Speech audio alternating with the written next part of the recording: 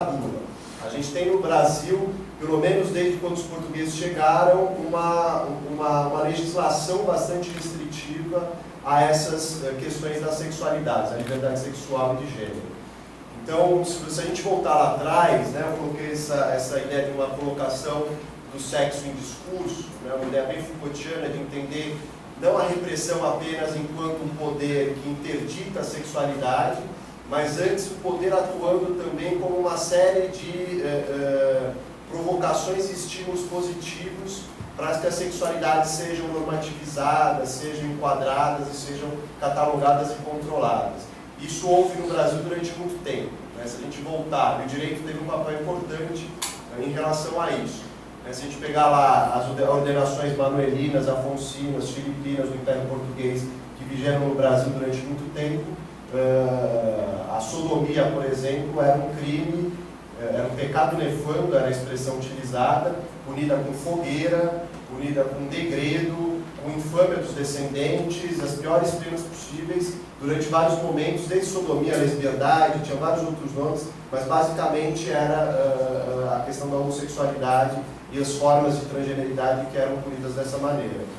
Então, no Brasil, a gente pode dizer que há muito tempo e secularmente, desde a ideia da ocupação portuguesa aqui, que é chamada de descobrimento às vezes, desde esse momento, a homossexualidade era compreendida como um misto de doença, de sem-vergonhice, de degeneração e assim por diante. Então, é uma série de discursos que vão se deslocando, desde discursos criminológicos que entendem como uma degeneração, discursos religiosos que viam como pecado, discursos médico-legais que entendiam como uma normalidade, como uma doença, enfim, uma série desses discursos que vai se deslocando durante essa história brasileira, mas que de alguma maneira esses todos ainda se misturam nessas caracterizações negativas e nessa estigmatização das sexualidades dissidentes. Basta ver que desde 1830, no Código Penal do Império, não era mais criminalizada a homossexualidade, mas vários tipos penais bastante amplos, e para a gente que é do direito, a gente sabe qual que é a autonomia do intérprete na hora da aplicação, sobretudo desses tipos penais elásticos e vários, como atentado à moral, aos bons costumes, atentado contra a ordem pública. Desde 1830, quando não havia mais previsão específica que criminalizasse a homossexualidade, esses outros tipos penais foram sendo utilizados de modo a perseguir essas sexualidades dissidentes. Então, falar um pouco da homossexualidade na ditadura é compreender o que de específico houve durante a ditadura em relação às homossexualidades. Porque se a gente também dissolver que não, o Brasil sempre foi homofóbico e transfóbico, sempre houve preconceito, a gente não compreende em cada momento como esses preconceitos, essa discriminação era articulada aos regimes políticos e às formas e aos momentos históricos específicos. A minha hipótese é que a ditadura tinha algo de específico no modo de lidar com a homossexualidade, porque ela, de alguma maneira, sistematiza um caldo cultural e social bastante homofóbico para uma espécie de institucionalização dentro dos órgãos de governo do Estado. Então, para entender um pouco, eu só queria dar uma contextualizada com essa imagem, a próxima, que diz um pouco de como era o momento, enfim, como a homossexualidade era vista socialmente nesse período. Aqui em cima, vocês vão ver, é uma carta que foi mandada por uma coluna do jornal, coluna do meio, que circulava no jornal Última Hora. Era uma coluna, a primeira coluna que em 76 começa a circular, voltada especificamente para o público homossexual. E ali tinha uma espécie de coluna social em que se discutiam temas variados de interesse dessas pessoas, chegavam 40 cartas por dia também com uma série de anúncios e, sobretudo, uma espécie de correio elegante. Numa época que não tinha aplicativo de pegação ainda, nem bate-papo na internet, o pessoal mandava cartas com essas caixas postais ali, trocavam mensagens de se encontrar. Então, olha essa mensagem: sou loiro, olhos azuis, 1,70 de altura, 65 quilos, 33 anos, inteligente, culto, desinibido, rico, adoro festas e outros babados. Desejaria corresponder-me com adolescentes morenos, bronzeados, olhos verdes, bonitos, inteligentes, não precisam ser cultos para a simples amizade ou futuro compromisso. Fotos de corpo inteiro, na primeira carta, Dondoca da Zona Sul. Eu não sei se ele teve sucesso com tantos requisitos ali, mas essa carta é um exemplo de várias outras que circularam nessa coluna do meio nesse período, em 76, que curiosamente é um dos períodos de maior desaparecimento e assassinato. Muita gente diz que o pior período da ditadura era o governo Médici, em termos de violência, mas é justamente no período já em que a abertura e a distensão começa, a partir de 74, 75, que a gente tem um índice crescente também das violências do número de desaparecimentos e assassinatos. E essa é uma outra questão também interessante para se discutir na ditadura brasileira. Mas isso, nesse momento, estava circulando cartas desse tipo. E quem editava essa coluna é Celso Cury, que aparece ali no canto esquerdo, que era um jornalista ainda no começo de carreira, que até hoje edita uma série de publicações importantes lá em São Paulo. E o Celso Cury, essa coluna circula de março mais ou menos até o fim do ano, em 76, e o Celso Cury é enquadrado pela lei de imprensa, que proibia a publicação de qualquer tipo de mensagem atentatória contra a moral e os bons costumes. E o Celso Cury, quando vai falar com o dono do jornal, que era o Grupo Folha, foi mencionado aqui que são jornais que chegam na nossa porta, e o Grupo Folha teve um envolvimento bastante grande com a ditadura, ele vai falar, né, que ele está sofrendo esse processo, e o advogado do grupo diz para ele o seguinte, se vira, porque eu não defendo esse tipo de gente. E aí ele próprio é obrigado a assumir o encargo da defesa dele nesse processo. E o Lampião da Esquina, que é um jornal que eu vou falar um pouquinho depois, que é uma publicação super interessante da época da ditadura, e a primeira voltada também, a primeira revista, um jornal voltado para o público homossexual, coloca na primeira capa Celso Cury processado, mas qual é o crime desse rapaz? E traz uma entrevista que o Celso Cury, em que o Celso Cury é questionado, né, o que ele acha da reação de um possível movimento nesse momento no Brasil, o movimento homossexual, e ele diz o seguinte: quando me perguntam pelo movimento homossexual no Brasil, respondo que ele não existe. Existe uma movimentação homossexual da boate para o táxi, do táxi para a sauna. No Brasil, nem movimento de manicure é possível. Isso em 78, nessa entrevista. Então vejam, há de um lado uma repressão de Estado que começa não, mas que aprofunda nesse momento em que justamente emerge um movimento homossexual, um ensaio disso, algumas publicações específicas desses segmentos sociais, e a ditadura vai apertando, digamos, e censurando cada vez mais. De outro lado, é importante dizer também, havia dentro dos próprios setores da esquerda, vocês podem perguntar, Renan, mas e as esquerdas, como lidavam com isso? A gente também tem, obviamente, como a sociedade brasileira era homofóbica, transfóbica, a esquerda também reproduzia esse caldo de cultura. Durante muito tempo a gente pode dizer que as esquerdas tiveram também um tipo de visão bastante particular ou peculiar das homossexualidades, baseada no ethos de masculinidade revolucionária, que é um termo que o James Green, com quem eu editei o livro que está vendendo ali na frente, sobre ditadura e homossexualidades, ele cunhou para discutir um pouco dessa relação das esquerdas latino-americanas com as sexualidades dissidentes. A ideia de um Che Guevara, macho alfa, revolucionário, que não balança, que tem uma dureza, que tem enfim, tem toda uma certa representação simbólica, várias coisas sobre isso também, que marcam um pouco do machismo e da homofobia dentro das esquerdas aqui no Brasil. E eu peguei um caso só para representar isso, que é do Herbert Daniel, que é esse que aparece na foto, que é um militante bastante importante da luta armada no Brasil. Ele participou junto com a Dilma de vários dos grupos que ela tinha participado, a Colina, o VPR, VAR Palmares, os grupos de guerrilha, e ele participava de várias ações armadas, de assalto a banco, de sequestro de 2 embaixadores, ele participou para resgatar companheiros presos. E o Herbert Daniel, enquanto estudante de medicina ainda na UFMG, ele já começa a se entender como homossexual, descobrir sua sexualidade. Então ele se organiza já na luta armada um pouco nesse momento de descoberta da sexualidade, e chega a abrir, inclusive, a sua sexualidade para alguns dirigentes da organização dele, que no momento dizem, não é possível a gente discutir isso agora aqui, a gente está num momento de ofensiva da ditadura, a gente tem outras prioridades. não é que expulsem ele, mas que também não dão espaço nenhum para que isso seja uma questão discutida ali dentro. E no livro de memórias do Herbert Daniel, que eu acho um dos melhores livros de memórias sobre a ditadura, chamado Passagem para um Próximo Sonho, que é a autobiografia dele, ele escreve esse trecho que eu transcrevi ali, que diz o seguinte: meus problemas pequeno-burgueses me preocupavam, como empecilhos que eu tivesse para poder me tornar um bom revolucionário, entre eles a sexualidade, mais explicitamente a homossexualidade. Desde que comecei a militar, senti que tinha uma opção a fazer. Ou eu levaria uma vida sexual regular e transtornada, secreta e absurda, isto é, puramente pequeno-burguês, entre aspas, para não dizer reacionária, entre aspas, ou então faria a revolução. Eu queria fazer a revolução. Conclusão, deveria esquecer a minha sexualidade. Ou seja, esse trecho deixa bem expresso e claro essa dificuldade que naquele momento ele tinha para poder viver a sua sexualidade e manter a sua militância política naquele paradigma, naquele formato em que se dava a militância política durante a ditadura, que era uma possibilidade apenas de resistência armada, dado que todos os canais de participação institucional estavam fechados.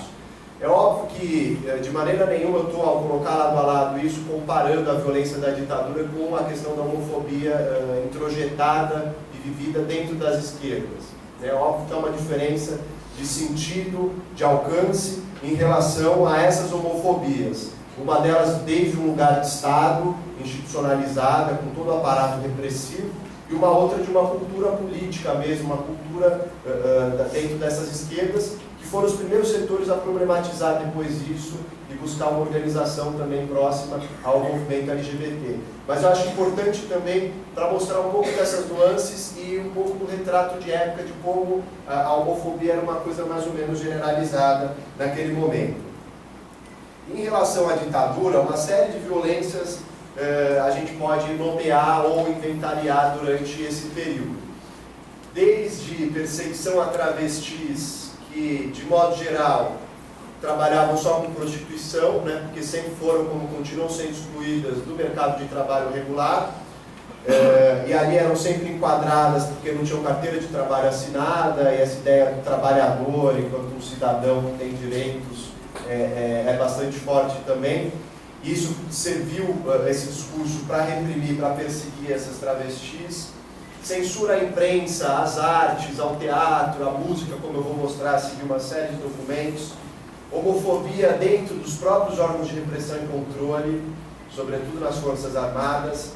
Expurgo de cargos públicos, como de 15 diplomatas caçados no Itamaraty em 69, e 7 deles constam nos documentos que é por incontinência pública escandalosa, prática de homossexualismo, né? E nessa leva também de expurgos, o próprio Vinícius de Moraes foi expulso, mas o caso dele não era por homossexualidade, era por alcoolismo.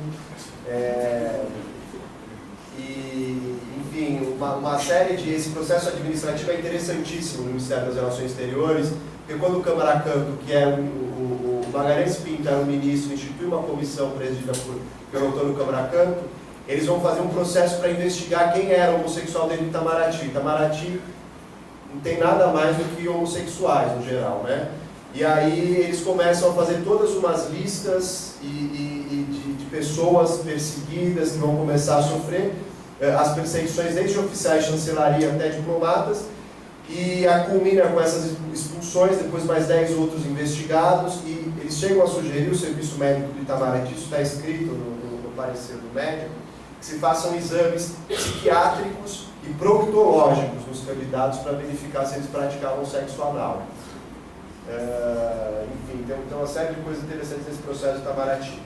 Mas difusão na imprensa em geral também, sobretudo a grande imprensa, de preconceito contra os ditos desvios, reforçando uma ideia de degeneração que associava a degeneração moral e a homossexualidade como uma tentativa de destruição da família e de subversão política, e associava isso ao movimento comunista internacional. Então também tinha uma paranoia da segurança nacional que entendia a homossexualidade como algo, como uma estratégia do movimento comunista. Os documentos vão mostrar isso, que eu vou colocar a seguir para vocês, apesar de parecer absurdo.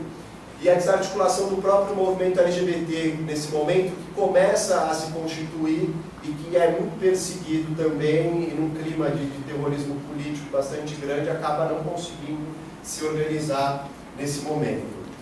Então, para vocês terem uma ideia, essa é uma decisão, por exemplo, eu vou mostrar alguns documentos a seguir, que eu acho que é interessante para ilustrar um pouco o que eu estou dizendo. Isso aqui é um termo de uma decisão do Conselho de Justificação, que é um órgão de recurso da Justiça Militar, em que um tenente, esse Valmir Jorge de Aguiar Leal, por 2 vezes, em curto espaço de tempo, em lugares afastados e por pessoas diferentes, foi acusado de homossexualismo, que era o termo que eles usavam mais do que homossexualidade. E aí ele vai dizendo, considerando que os encarregados do IPM, que é o procedimento administrativo, né, de investigação e da sindicância, face às acusações foram imputadas, foram unânimes em afirmar com absoluta convicção que o acusado é homossexual, considerando que todos os chefes, testemunhas, companheiros, subordinados foram acordes na mesma afirmação, considerando haver o justificante praticado atos e emitido conceitos imorais perante seus subordinados, que degradam sua condição de homem, envergonham seus pares, enodoam o decoro da classe e ofendem o pudor militar, considerando que face a desmoralização e degeneração a que chegou o justificante, sua permanência nativa só poderá trazer deletérios efeitos para a disciplina da tropa e vergonha para o exército. Resolvo, e aí ratifica a decisão de primeira instância de tirar do serviço ativo esse tenente, e quem assina, que eu acho interessante, é o general da Paveiaria, Arthur da Costa e Silva, que é justamente um dos generais que depois se torna um dos ditadores. Nesse momento ele era ainda ministro do Exército. Então isso mostra como dentro das próprias Forças Armadas havia também essa ideia de que a homossexualidade era algo que desmoralizava a instituição, que não podia existir. Uma outra dimensão bastante grande, que vários documentos vão mostrando esse tipo de visão por parte da ditadura moralista e de controle sexual, é essa versão de Get Back dos Beatles, que o Gilberto Gil e a Rita Lee fizeram, e que foi censurada, que diz o seguinte ali, a letra, né? Jojo era um cara que pensava que era, mas sabia que era não. Saiu de Pelotas, foi atrás da era trepadeira de verão. De leve, de leve, de leve que era contramão. Suíte Loreta, Martinica da Cuíca. Muito garotão curtiu, juram que viram Loreta de cueca, dizem Minas lá no Rio. De leve, de leve, de leve que é na contramão. Enfim, uma letra que conta uma história, um pouco de homossexualidade ou de travestilidade, mas uma coisa super sutil, nada pornográfico ou erótica. E aí vem os 2 pareceres da censura de 77, dizendo: opino pela não liberação da letra da musical de Leve, na versão tal, por infringir alinhado o artigo 77 do decreto 2493, que é o decreto da censura. A referida letra musical enfoca de maneira maliciosa, vulgar e deseducativa o termo homossexualismo, não se coadunando com o veículo de comunicação a que se destina, que é o radiodifusão, no caso.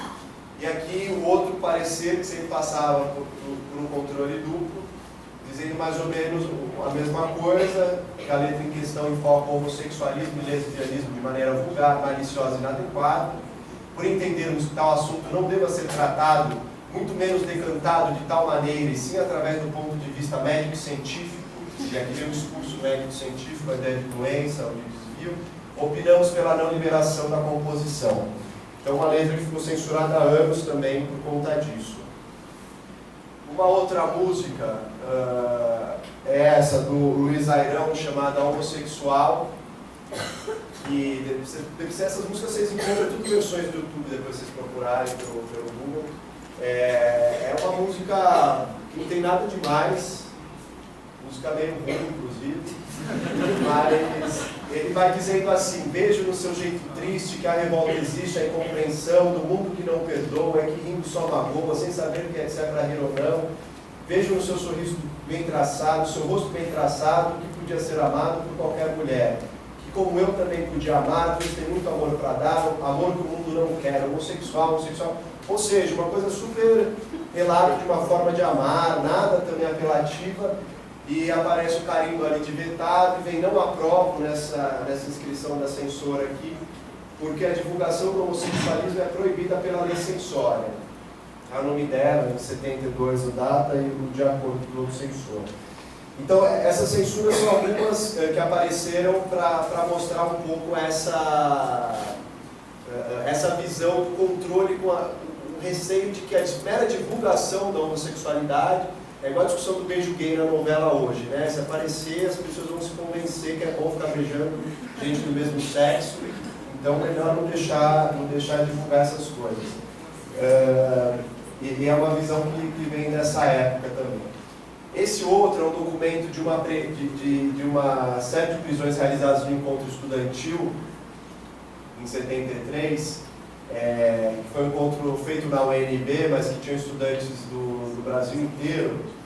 E aí vocês veem nessa coluna aqui, nessa linha, né, elementos presos, tem maconha, subversão, tem total UNB, né, ligação com organizações clandestinas e pederastia, que é a maneira que eles se referiam à homossexualidade. E aí vem ali elementos presos, também uma divisão por cursos, arquitetura, história, antropologia, direito, obviamente que humanas está sempre ganhando. E aí jornais apreendidos, Pasquim, Rolling Stones, debate, política, etc. Mas para ver, eu acho interessante esse quadro, porque mostra muito uma articulação dessa visão da repressão moralista que misturava sexo, drogas, rock and roll ali, aquela coisa de tudo que era subversivo do ponto de vista cultural dos costumes, podia ser uma ameaça e, portanto, tinha que ser enquadrado e apreendido. Uma outra frente bastante forte foi a censura na televisão. A televisão, como meio de comunicação de massa, nesse momento, era cada vez mais forte, digamos, a repercussão dela. Então, a preocupação da ditadura, muitas vezes, é sobretudo com a própria televisão. E nos programas de auditório, que havia um clima meio circense, com convidados, aquela coisa, tinha muitas vezes a figura de que também é um modo estereotipado, né, de representar um gay afeminado que vai para a televisão, que normalmente é um costureiro das elites, como era o Clodovil, ou então o Clóvis Bornai, ou Denner, enfim, eram nomes que apareciam nesses programas de auditório bastante. E aí esse é um relatório da censura dizendo o seguinte, né, vou ler esse trechinho aqui. Tem causado estranheza a liberalidade da censura federal com o assunto e não se compreende que a competição por pontos do Ibope justifique a invasão dos lares por essa estranha fauna, entre aspas. Vez que na programação 9 de domingo, o telespectador fica com as alternativas de Clóvis Bornai no programa Silvio Santos, Denner no programa Flávio Cavalcante ou o costureiro Clodovil na buzina do Chacrinha. Além da masculinidade dúbia dos citados personagens, confirmada pelos trejeitos femininos, expressões faciais duvidosas e voz em falsete, né, já tinha o negócio da voz em falsete, procura-se apresentá-los como entendidos, sumidades, etc., criando em torno dos mesmos uma imagem socialmente aceita e respeitável.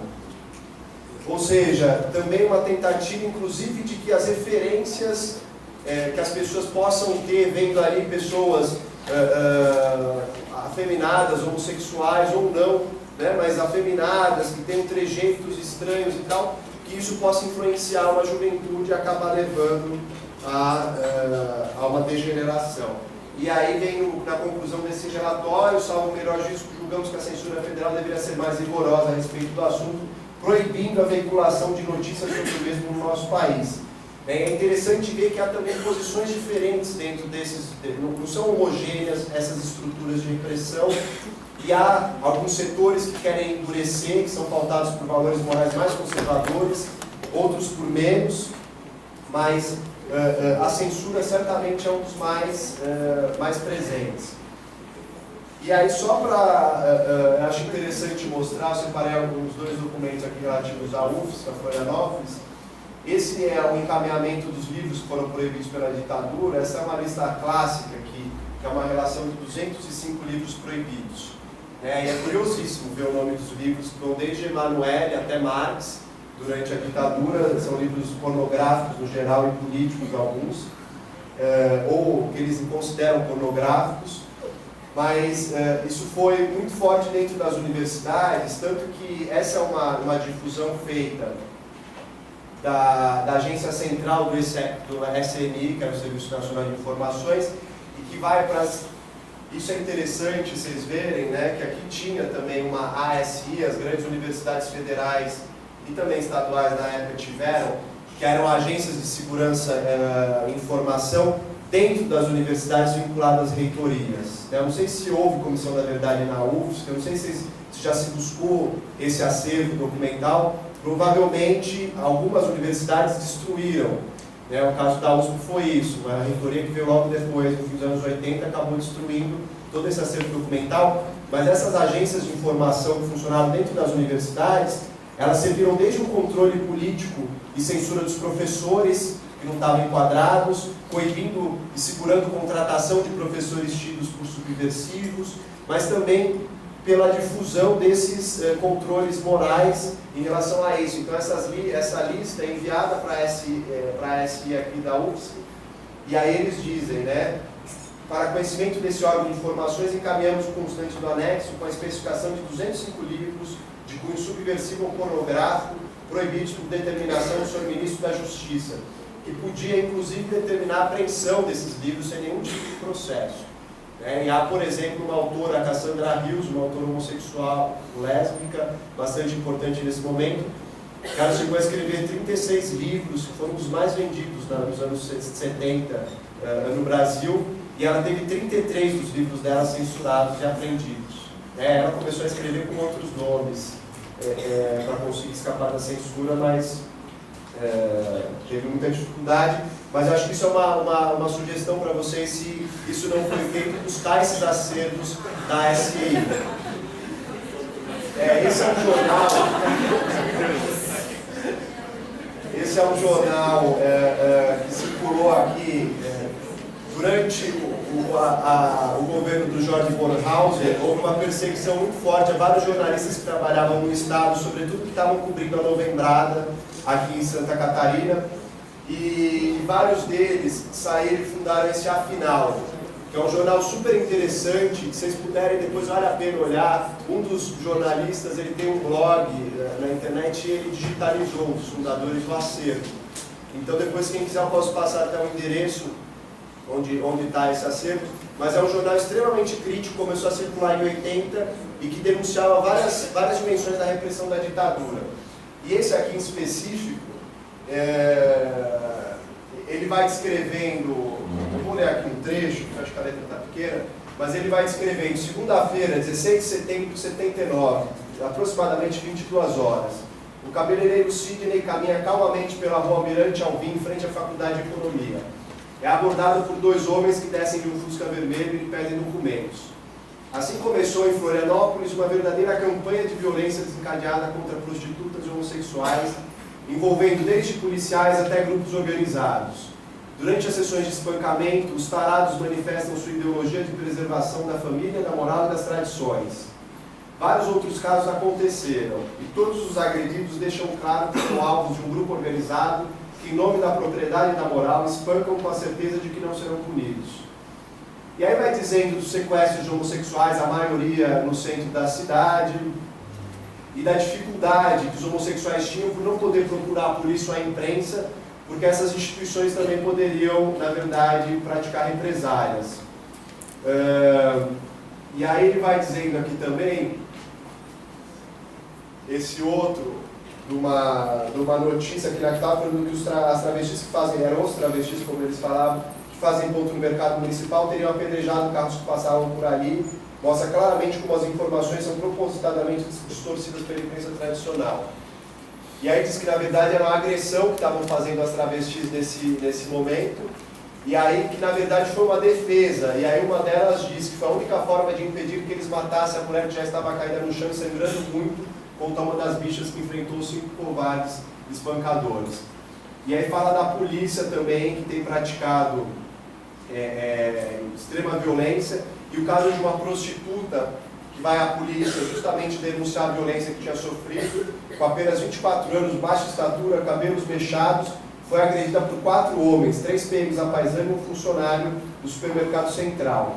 Conseguindo se desvencilhar dos agressores, a mulher dirigiu-se ao posto policial localizado no calçadão da Rua Deodoro, no centro da cidade. chorando muito, foi atendida, entre aspas, pelo cabo de plantão. Minutos depois chegavam os 4 espancadores rindo muito e conscientes de que ficaram impunes. Eles me convidaram para uma suruba e, como não topei, começaram a me dar socos na cabeça, contou a prostituta. Pode ir para casa que eu vou encaminhar denúncia à delegacia, respondeu o responsável pelo ponto policial, sem, entretanto, anotar nada.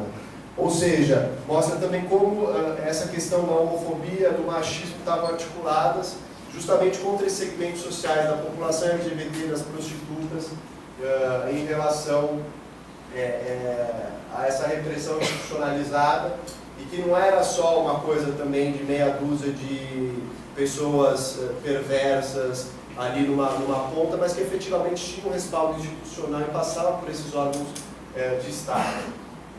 E aí também tem uma discussão, enfim, essa edição tem uma série essa edição do jornal tem uma série de discussões em relação a isso. Em São Paulo também houve operações, assim como em Belo Horizonte, tem material, no Rio de Janeiro. Em São Paulo houve a mesma coisa, a polícia já tem plano conjunto contra travestis. Isso aqui é a capa do Estado de São Paulo, também em 80. É curioso que é bem nesse período da abertura que essa cruzada moral começa a se intensificar durante a ditadura. E aí a Polícia Civil com a Polícia Militar, na época do governador Paulo Maluf. Curioso que são aquelas figuras políticas como Bornhausen, aqui o Maluf em São Paulo, que depois ficaram um espaço político bastante importante na democracia. Esse é um delegado que atua bastante fortemente, é o responsável pela Delegacia Central lá em São Paulo, Zé Wilson Riquetti, e que comanda essas operações. Em São Paulo, ele chega por noite a levar de fim de semana de 300 a 500 pessoas, sobretudo LGBTs, prostitutas, negros, para a delegacia. E isso só muda lá depois que um sociólogo foi detido, que é o Vinícius Caldeira Brandt, que tinha sido um preso político, e aí o Suplicy, o Eduardo Suplicy, na época deputado estadual, protesta e denuncia, né, que ele foi preso sem documento. O Vinícius Caldeira Brandt fica preso 3 dias sem motivo.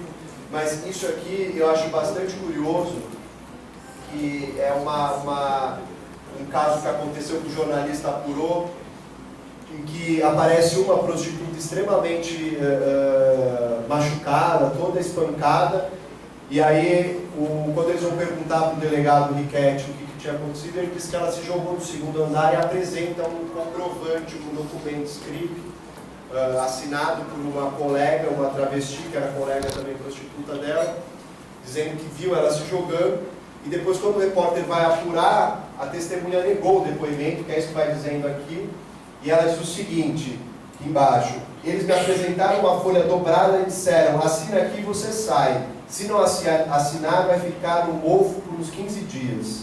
E aí ela assina, obviamente, aquilo, mas fala, não, ela foi espancada.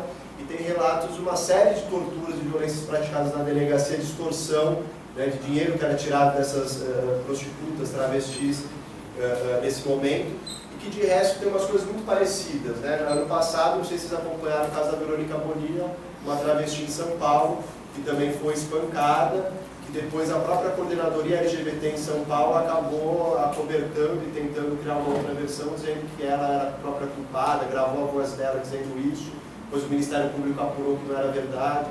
Então, uma série de práticas que se renovam, e pior ainda com a colaboração dos próprios órgãos de defesa dos direitos LGBTs. E aqui é uma tentativa de inspeção, também na Folha retratando, os deputados começam daí a haver um desgaste, né? Enquanto estava prendendo e de alguma maneira extorquindo, torturando essas populações marginalizadas, tudo bem, mas quando pegaram lá um ex-sociólogo que era do SEBRAE, pesquisador, respeitável, aí a situação começou a mudar e vários órgãos começaram a se preocupar mais. A Comissão de Direitos Humanos aí, com o Suplicy, Fernando Moraes, a Ruth Escobar, a Irma Passoni, que eram deputados do PT na Comissão de Direitos Humanos, vão até lá.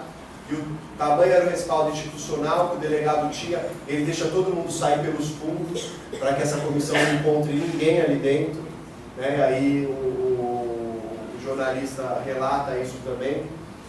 E aí começa a haver uma série de denúncias no próprio Lampião da Esquina, que é um jornal que circula entre 78 e 81, que é uma das publicações mais interessantes do movimento LGBT brasileiro, tanto do ponto de vista da qualidade política, literária, gráfica, que eu acho que nada foi feito nesse nível até hoje pelo movimento LGBT, em que participaram uma série de pessoas bem conhecidas hoje. O Aguinaldo Silva, que escreve aquelas novelas da Globo, era o editor responsável do Rio de Janeiro, o João Silvério Trevisan, que é um escritor importante também, o Jean-Claude Bernardet, um professor de cinema da USP, Peter Frey, um antropólogo da Unicamp, enfim, uma série de intelectuais e homossexuais editam esse jornal nesse momento, e eles próprios começam a fazer essas denúncias também nesse movimento homossexual incipiente que está se articulando, falando aqui que o Riquetti age em São Paulo e o Padilha volta ao Rio. O Padilha é um delegado que fazia esse tipo de repressão de cruzada moral no Rio de Janeiro. Essa é uma outra capa do Lampião da Esquina, denunciando, né, pega para capar, e aí diz ali nas impressionantes fotos de Juca Martins, cenas da caça aos travestis, um esporte a que a polícia paulista vem se entregando com todo o empenho de que dispõe.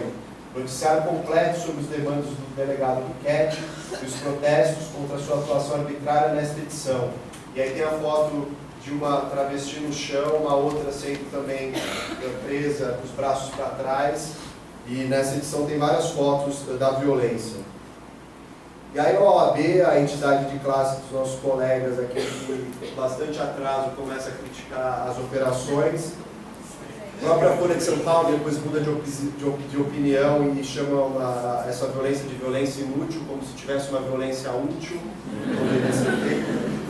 Ele diz lá aqui no final, e pretende o senhor Riquetti, segundo afirmou, expulsar prostitutas, homossexuais e travestis do centro tradicional e diluí-los por toda a cidade.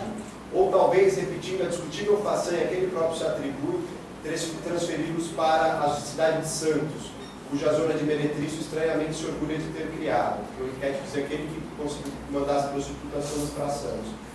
Emprega para isso métodos que, além de violentos e ilegais, são perfeitamente úteis, pois nunca se teve notícia de que a polícia pusesse fim à prostituição ou ao homossexualismo, sobretudo quando suas causas sociais permanecem.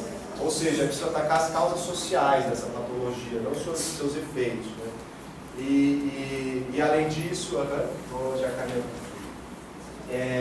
é interessante que a própria Folha, quem cobrou em editorial, né, cuja redação é no centro de São Paulo, que se fizesse essa operação limpeza, como se chamava, operação de higienização do centro em relação a esses setores.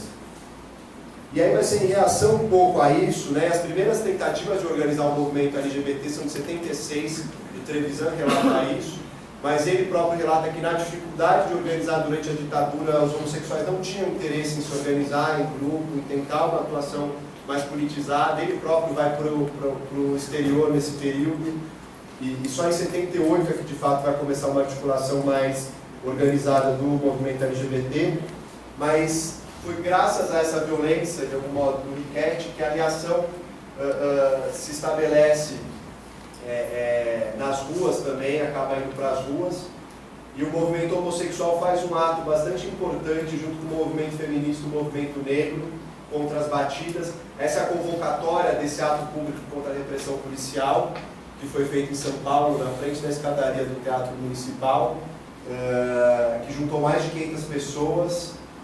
E aí eles dizem justamente aqui que o Riquetti tem comandado operações policiais durante os fins de semana, prendendo indiscriminadamente todas as pessoas que porventura estiverem passando pelos locais da batida, portando ao não documento. O alvo preferido do delegado são os homossexuais, os negros, travestis e prostitutas. Porém, qualquer outra pessoa pode ser detida. E aí faz a convocação para o ato público.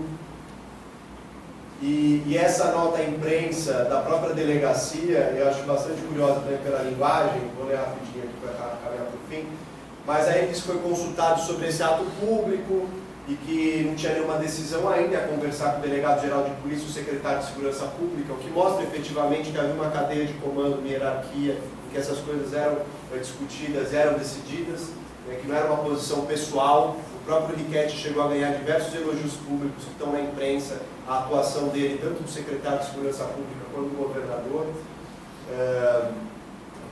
numa relação também com o próprio comando do 2º Exército, que ajudava nessas operações.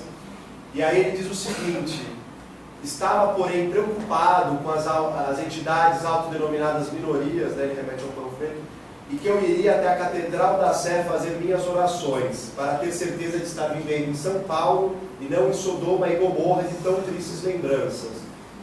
Preocupava-me ainda com um dia marcado para o ato público na escadaria do Teatro Municipal, de ver se vai ter esse mesmo dia horário uma apresentação do Conjunto Nacional de Folclore da Hungria, num flagrante contraste entre a arte e a degradação humana, movimento de lésbicas, travestis, acreditando mesmo que as famílias que representam a grande maioria, em comparação com as minorias oprimidas, entre aspas, deixarão de comparecer àquele teatro, preocupados com a certeza de um escândalo público. Ou seja, uma nota oficial com uma linguagem extremamente preconceituosa e discriminatória. E é só para terminar, eu vou caminhar para o fim aqui, mas essa é uma das faixas desse período, no ato de 1º de maio, em São Bernardo, quando um grupo, uma facção dos Somos, um grupo dentro dos Somos, que é o primeiro grupo LGBT, vai para a manifestação com uma faixa contra a discriminação do /A, escrito inclusive já nessa época, trabalhador homossexual. Essa é uma das imagens do 20 de novembro de 80, em que também houve uma aliança do movimento negro com o movimento homossexual, essa discussão de interseccionalidade, hoje muito presente nas discussões de gênero, de sexualidade, teoria queer dentro da academia. É interessante ver que esses movimentos fizeram essa experiência de interseccionalidade no Brasil durante o final da ditadura, né, no próprio surgimento desses movimentos, né, uma experiência prática, concreta. A visibilidade lésbica, que começa a aparecer de maneira mais clara, o grupo de ação lésbica feminista era um grupo dentro do grupo Somos, que depois racha e vai se organizar autonomamente. O próprio Lampião, que era feito só por homens, é criticado por isso, depois faz uma edição especial do Amor entre Mulheres. Elas dizem onde, quando, como e porquê, né, uma tentativa de apresentar um pouco e abrir o espaço para que as lésbicas escrevessem nesse jornal. E aqui, quando eles foram todos fichados, esse jornal, os editores processados pela lei de imprensa também por atentar contra morais bons costumes. E o começo de uma tentativa também de visibilidade das pessoas trans, que eram bastante perseguidas e ainda muito invisibilizadas como ainda hoje, né?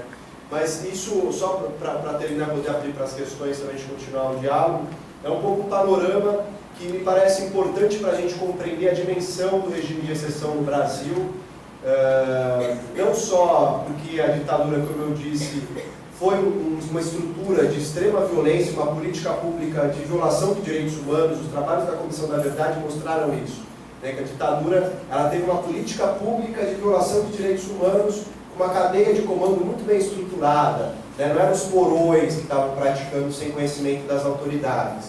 Isso vinha de uma cadeia de comando desde o gabinete do presidente da República, que passava pelos órgãos centrais de informação e de segurança e que descia até esses porões em que essas coisas eram praticadas. Então a ditadura era uma máquina de violência, mas era também uma espécie de laboratório de subjetividades que estava preocupado em formatar indivíduos, em formatar desejos, afetividades, a partir de uma moral bastante conservadora. E acho que isso é importante para a gente entender como hoje a gente tem uma cultura ainda bastante preconceituosa no nosso país, como que uma bancada religiosa fundamentalista ainda hoje reproduz esses discursos de estigmatização, né? Se não é mais pecado ser homossexual, a igreja vai dizer, tem que acolher, mas ainda assim é um desvio, é um tipo de desvio de rota que precisa ser reparado, é um tipo de doença que precisa ser tratado, e assim por diante. Então, um pouco essas ideias que eu queria apresentar para a gente continuar a discutir. Obrigado.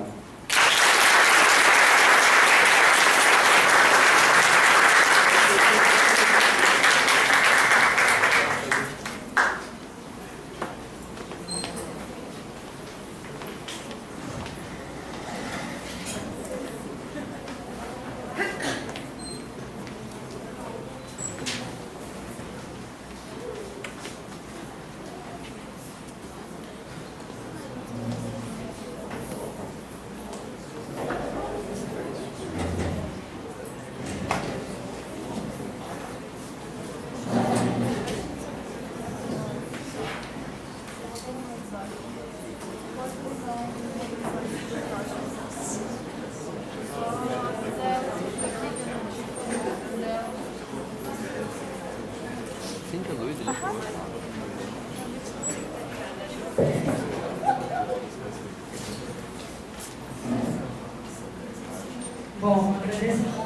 nossa contribuição, acho que foi muito rico, as duas falas.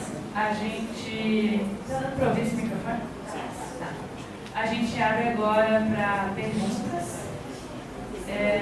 Quem gostaria de fazer perguntas, a Marina vai estar ajudando, levando o microfone. E a gente pode fazer bloco de 3 perguntas, sempre os palestrantes, e volta depois novos blocos.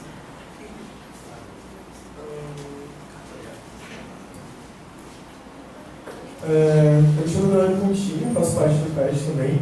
Eu queria fazer uma pergunta para o Renan em relação, ainda não somente falando sobre ditadura, mas falando sobre geopolítica ainda. Como é que fica, por exemplo, a questão da redemocratização e a questão da explosão do HIV/AIDS na comunidade LGBT? Se ainda, aqui no Brasil principalmente, ainda teve muita relação com repressão, ainda sobre esse quadro e ainda sobre uma perspectiva idealista ou algo relacionado a isso.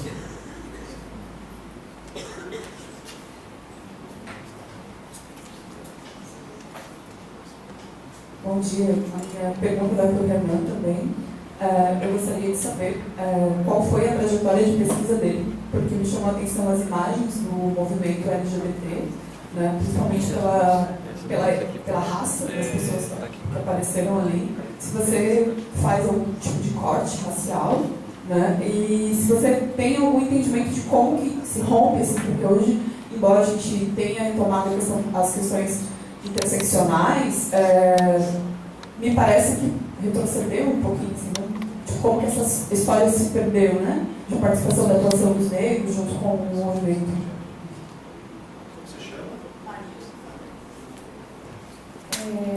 Oi, bom dia, eu sou a Marina. Minha pergunta é para a Alejandra.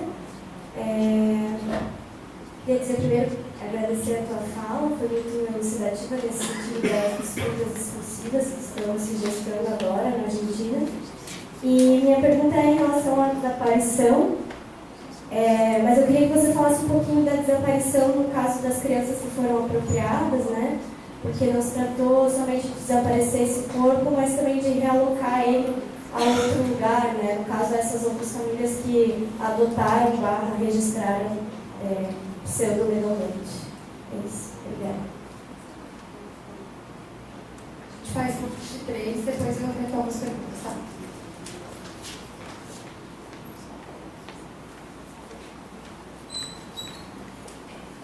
Bom, em relação à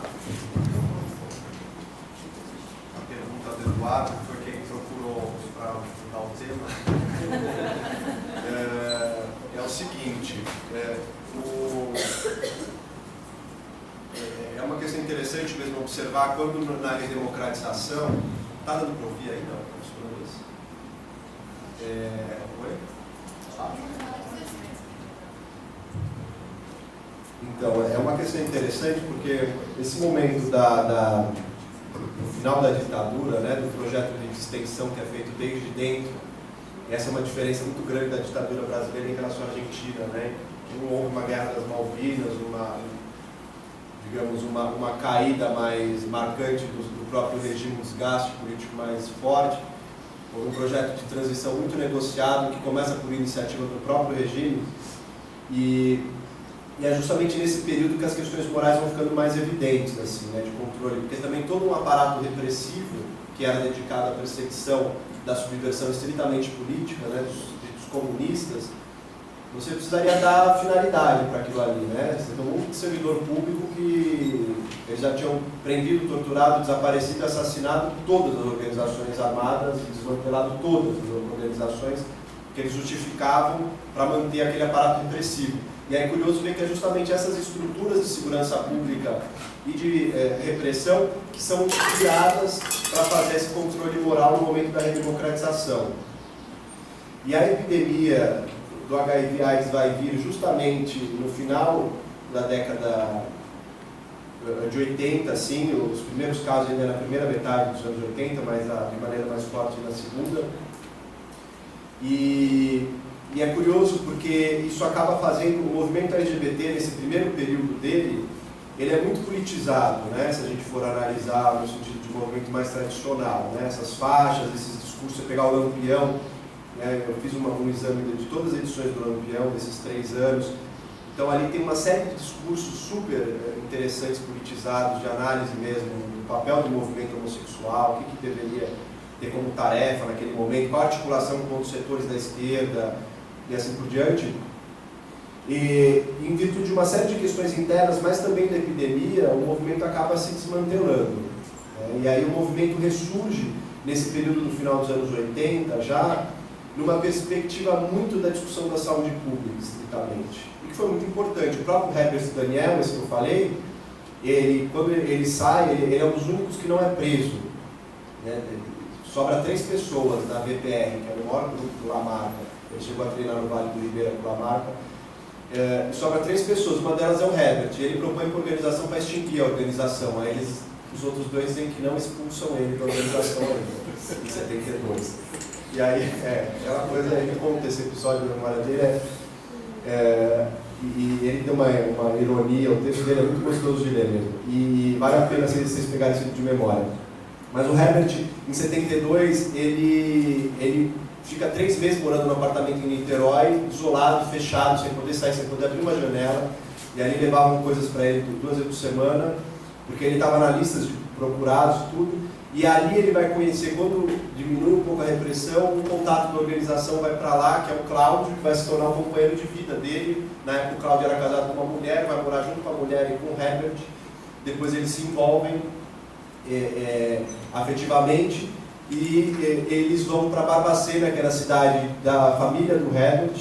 Eles chegam a abrir uma boate gay em Barbacena, que é um lugar que tem uma academia da Força Aérea, um monte de cadete e eles ficam 3 meses com uma boate gay, eles sendo um dos mais procurados na época da ditadura, numa cidade pequenininha de Minas Gerais, com um monte de militares. E aí, como o comunista não sabe muito bem administrar nada, né, esse é o forte, a boate falha logo, e aí ele vai para o exílio, e ele contrai o HIV, vai para Portugal primeiro, depois França, trabalha numa boate gay, numa sauna, e ali, enfim, ele não sabe identificar a coisa exatamente, mas ali que ele contrai, ele volta para o Brasil. Ele é o último exilado a voltar para o Brasil, o Herbert Daniel, por conta dos diversos crimes de sangue que ele foi acusado e condenado. E o Herbert veio justamente e se torna um dos principais militantes da luta em torno da questão da saúde, né, dos tratamentos de política pública para as pessoas com HIV. Ele fundou Pela Vida, no Rio de Janeiro, que até hoje é uma das maiores associações, existe ainda. Hoje ele já morreu, ele